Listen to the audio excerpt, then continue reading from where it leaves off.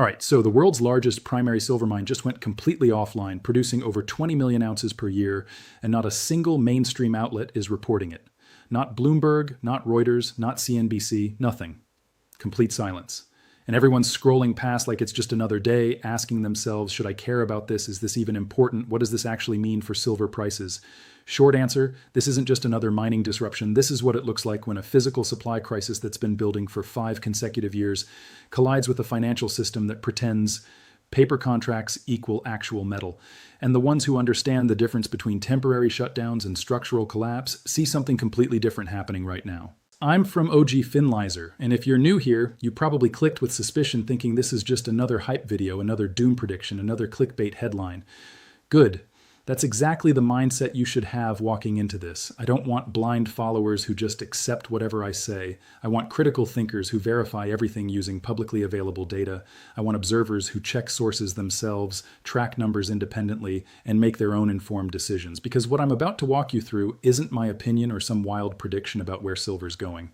This is documented fact about a massive supply event that mainstream financial media is deliberately ignoring.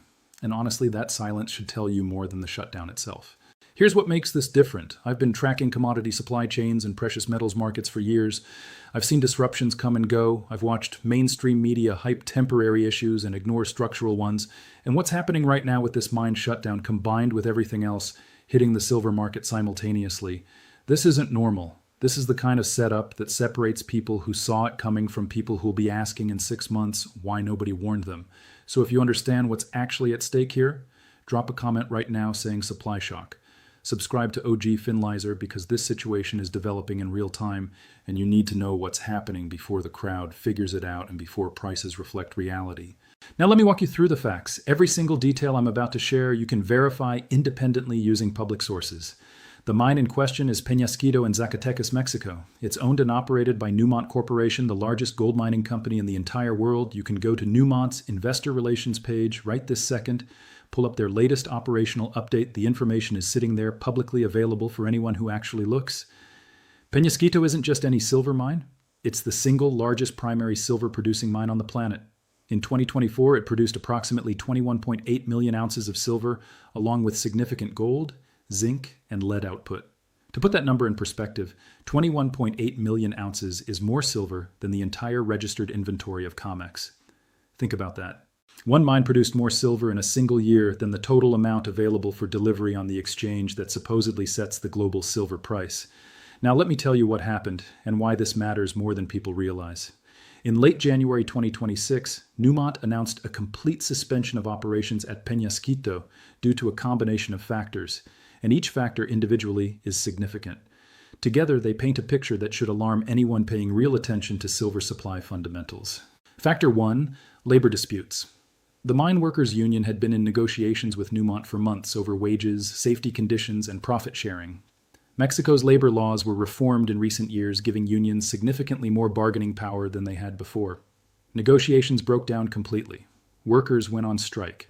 And unlike previous disputes that lasted days or maybe weeks, this one has absolutely no resolution timeline. Mexico's Federal Center for Labor Conciliation keeps public records.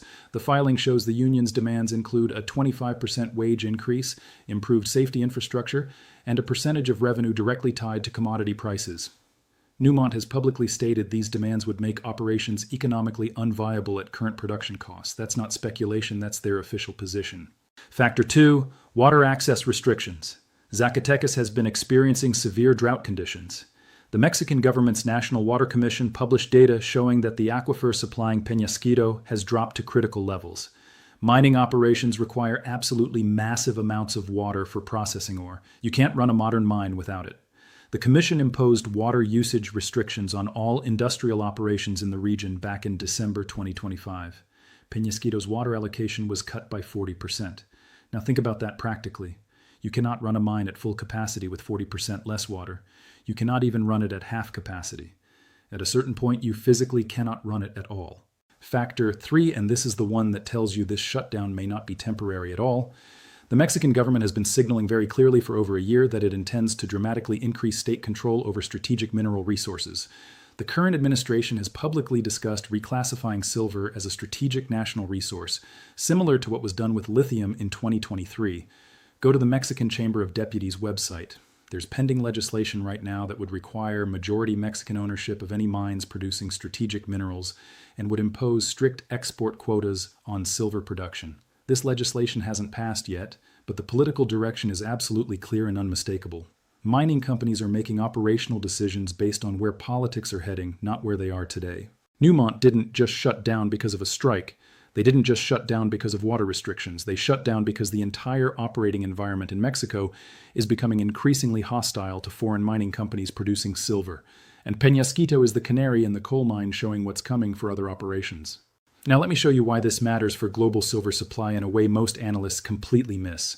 Total global silver mine production in 2024 was approximately 830 million ounces.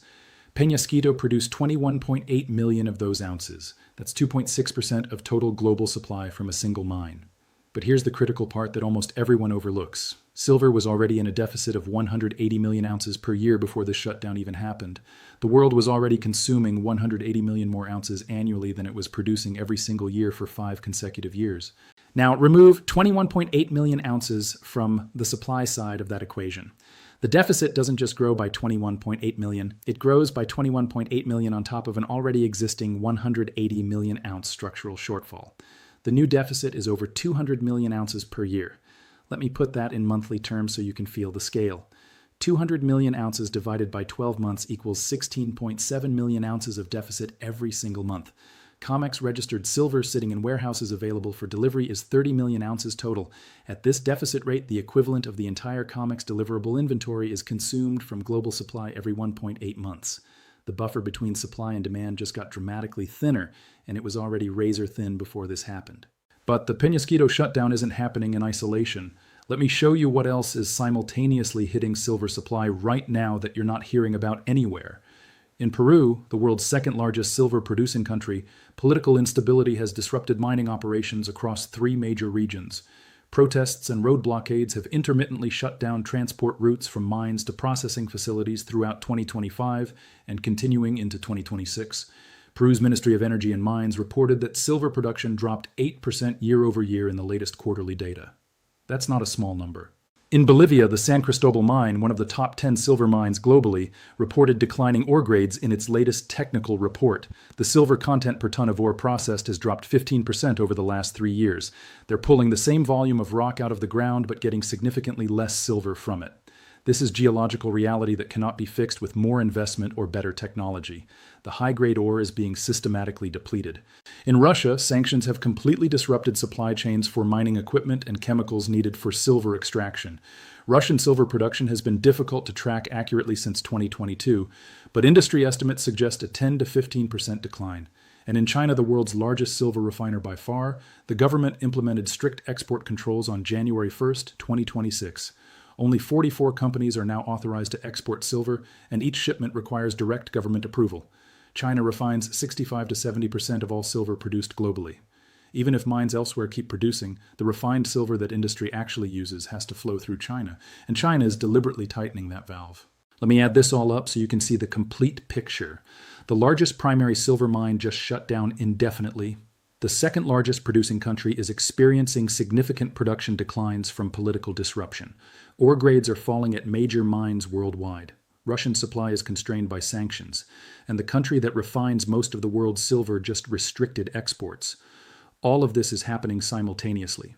All of this is hitting a market that was already running 180 million ounces per year in structural deficit before any of this started. All of this is happening while industrial demand from solar panels, electric vehicles, artificial intelligence infrastructure, and 5G networks is growing at 15 to 25% annually with no viable substitutes. Now let me address the silence, because honestly, the silence matters as much as the shutdown itself. Why is mainstream financial media not covering the Peñasquito shutdown as a critical silver supply story? I can think of 3 possible explanations, and all of them tell you something important. First explanation, they genuinely don't understand the significance.